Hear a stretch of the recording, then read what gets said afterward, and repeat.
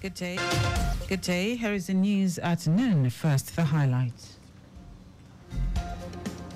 Lagos State Health Management Agency promises to optimize its regulations portal for universal health coverage.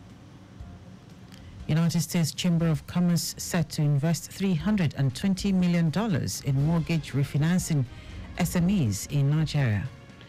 On the foreign scene, death toll rises to 492, 1,500 injured as Israel Hezbollah continue to trade fire.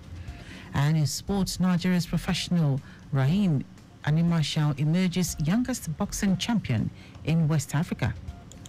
Now the details, Dele Agadumo. The Lagos State Health Management Agency, LASHMA, has promised that it would judiciously utilize the newly developed regulations portal so as to achieve its purpose. Permanent Secretary of LASHMA, Emanuela Zamba, explained that the portal, which was developed by the Farm Access Foundation, is now domiciled with the agency after the handing over, noting that with the handing over, LASHMA, through its regulations department, would be able to successfully operate the portal to suit the operations of the agency.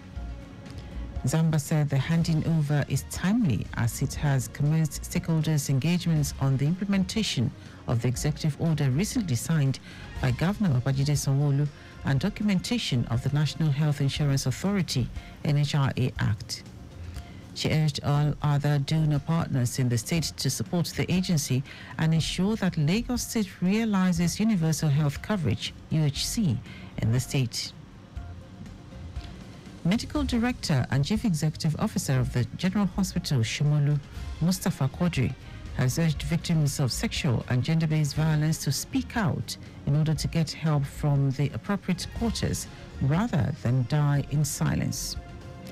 Quadri gave this admonition to patients and members of the public when the campaign train of the Social Welfare Department of the hospital embarked on a sensitization campaign to some major streets in Shomolu in a bid to raise awareness against sexual and gender-based violence.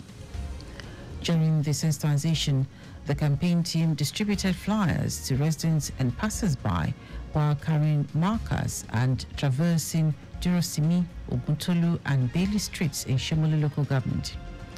They also campaigned in their local languages to drive home their point, educating the people on the need for victims to tell their stories.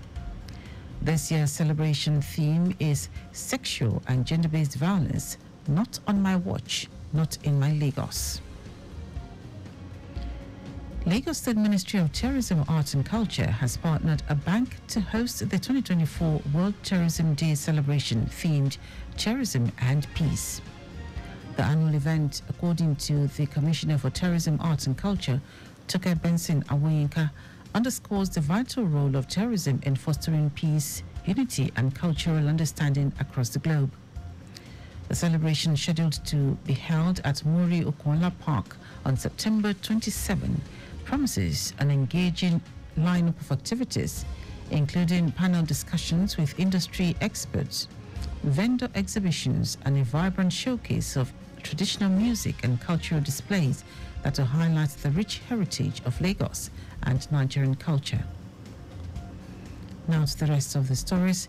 The United States Chamber of Commerce has expressed a willingness to invest approximately $320 million in mortgage refinancing and small and medium enterprises in Nigeria. Spokesperson for Vice President Kashim Shettima, Stanley Nkwocha, made this known in a statement saying that the Deputy Chief Executive Officer of the U.S. International Development Finance Corporation, Nisha Biswal, made the declaration at a U.S.-Nigeria Executive Business Roundtable hosted by the U.S. Chamber of Commerce as part of the ongoing 79th session of the United Nations. Biswal explained that with a portfolio of $1 billion, the Chamber would invest $200 million in mortgage refinancing in Nigeria. Nigeria is demanding permanent seats for Africa on the United Nations Security Council. The Minister of Defense, Abubakar Badaru, made the demand at the Summit of the Future during the 79th United Nations General Assembly in New York, USA. Badaro said Nigeria has contributed to international peace and security in terms of troops, finance, logistics, and civilian experts to various African countries, including Guinea-Bissau, Sierra Leone, Liberia, Mali, and Cote d'Ivoire.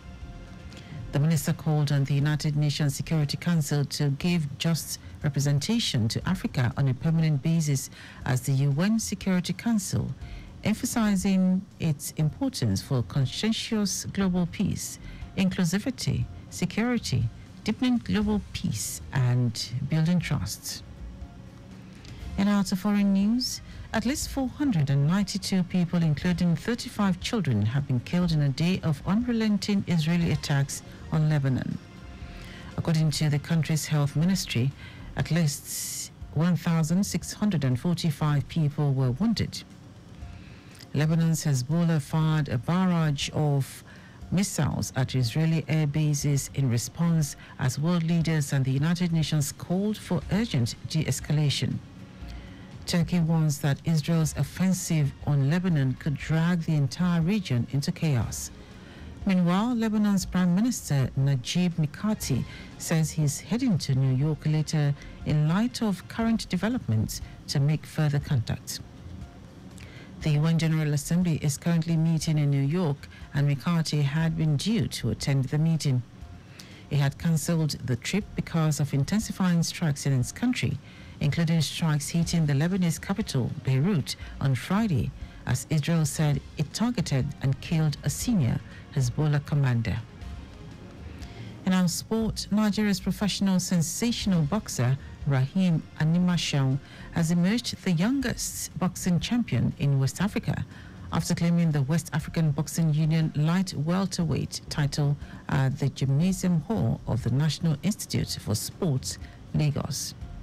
Fighting in front of hundreds of boxing enthusiasts in a fight, the 16-year-old recorded a sixth-round technical knockout against Richmond Ashley of Ghana after the latter refused to continue in the seventh round. Speaking shortly after the fight, Animashau said although he could not keep to his promise of knocking out his opponent in the fifth round, the strategy he adopted by weakening him from round one paid off as he pummeled his opponent to submission. And that ends our news at noon. Just before we go, slow down at road junctions, intersections, and pedestrian crossings. You can follow us and like all our various social media platforms: X at Traffic Radio 961, Facebook Lagos Traffic Radio 96.1 FM, Instagram Lagos Traffic Radio 961. Subscribe and watch our news and programs live on YouTube at Traffic Radio 961. You can also visit our website www.trafficradio961.ng.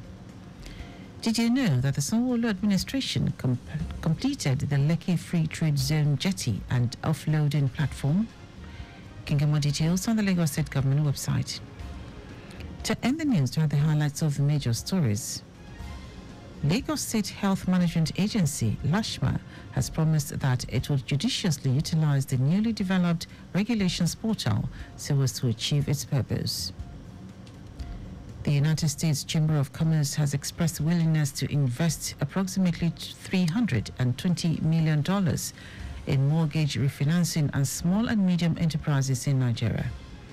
Also told you that at least 492 people, including 35 children, have been killed in a day of unrelenting Israeli attacks on Lebanon, and at least 1,645 people were wounded. And in sport, Nigeria's professional sensational boxer Rahim Animashau has emerged the youngest boxing champion in West Africa after claiming the West African Boxing Union light welterweight title at the Gymnasium Hall of the National Institute for Sports, Lagos. For contact with the newsroom, send a message to info@trafficradio961.ng. That ends the news broadcast compiled by Adirayo Idowolaya. I am Dele Agadumo. Good afternoon. Thank you for listening.